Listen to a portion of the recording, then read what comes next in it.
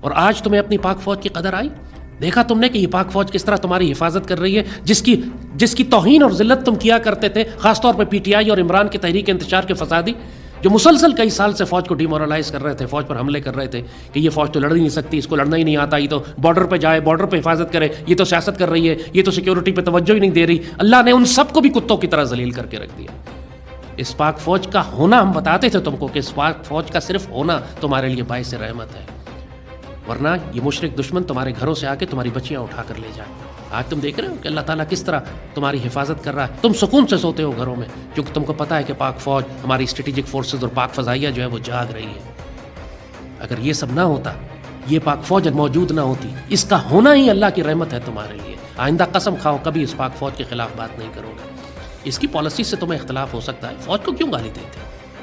یہ فوج تمہاری عزت اور آبرو کی محافظ ہے۔ پوری مسلمان دنیا اس وقت پاک فوج اور پاکستان کے لیے دعا کر رہی ہے۔ فلسطین کے مسلمان خود اپنا جہاد کر رہے ہیں، لیکن پاک فوج کے لیے دعا کر رہے ہیں۔ بڑے بڑے علماء اور اولیاء، تمام بڑے بڑے علماء کرام اس وقت پوری دنیا میں اپنی قوم سے کہہ رہے ہیں کہ پاک فوج کے لیے دعا کرو کہ یہ ہندو مشرکوں کے خلاف جنگ کر رہے ہیں۔ ترک تو ماشاءاللہ ہمارے بھائی ہیں، ہمارے ساتھ انہوں نے اپنا بحری بیڑا بھی بھیج دیا، خود بھی کھڑے ہیں پوری طاقت سے ہمارے ساتھ، لیکن باقی مسلمان دنیا کے مسلمان ہمارے ساتھ دعائیں کر رہے ہیں، بالکل اسی طرح کہ جیسے فلسطین اور یمن کے لیے دعائیں کی جا رہی ہیں۔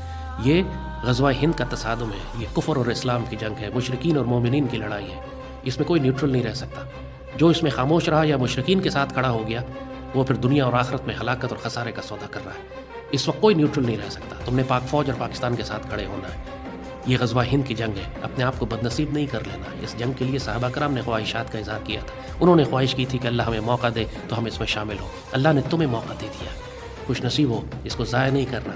آگے اور آزمائشیں آئیں گی، پریشان نہیں ہونا ہے، قربانیاں دینی پڑیں گی، گھبرانا مت۔ اس میں اگر مارے گئے تو بہترین شہداء میں سے ہو گئے، اور اگر بچ گئے تو بہترین غازی ہو گئے۔ یہ جنگ بے شک لمبی چلے، اگر تھم بھی گئی، رک بھی گئی، دوبارہ شروع ہو جائے گی کچھ عرصے کے بعد۔ اس نے اب آخر تک جانا ہی جانا ہے۔ اب اس قوم کو کوئی شک نہیں ہونا چاہیے کہ ہم غزوہ ہند کی آخری مہم میں شامل ہو چکے ہیں، اور یہ فیصلہ کن جنگ ہے جو بہت لمبی چلے گی۔ لہٰذا پوری قوم کو اب منظم ہو کے اپنے آپ کو آنے والی جنگوں کے لیے تیار کرنا۔ یہ آپ کی ڈیسٹنی ہے، آپ کا نصیب ہے، اس کو آپ اوائڈ نہیں کر سکتے۔ آپ جنگ نہیں کرنا چاہتے، دشمن کی جنگ لے کر آپ کے اوپر آ جائے گا۔ اللہ آپ سے کام کروائے گا۔ ہم کہا کرتے تھے کہ اللہ تم سے کام کروائے گا، چاہے تم کرو یا نہ کرو، کرنا چاہو یا نہ کرنا چاہو۔ آج وقت آ گیا نا، دیکھ رہے ہو نا، جنگ تم پر مسلط کی گئی ہے، تمہیں لڑنا پڑ رہا ہے، تو کیوں نہیں تم نیت کر لیتے کہ ہم اللہ اس کے رسول کی خاطر یہ غزوہ ہند کر رہے ہیں۔ پاکستان اور پاک سرزمین سے اللہ وہ ڈیوٹی لے رہا ہے جس کے لیے صدیوں مسلمانوں نے انتظار کیا تھا۔ تم وہ خوش نصیب قوم ہو، اپنے آپ کو بد نصیب نہیں کر لینا۔ اور ایک دفعہ پھر بتا رہے ہیں کہ اپنی فوج کا ساتھ دو، اپنے سپہ سالار پر اعتماد کرو، اور فوج کی قیادت سے میں کہوں گا کسی صورت میں سیز فائر نہیں کرنا، آگے بڑھیں اور مزید ماریں۔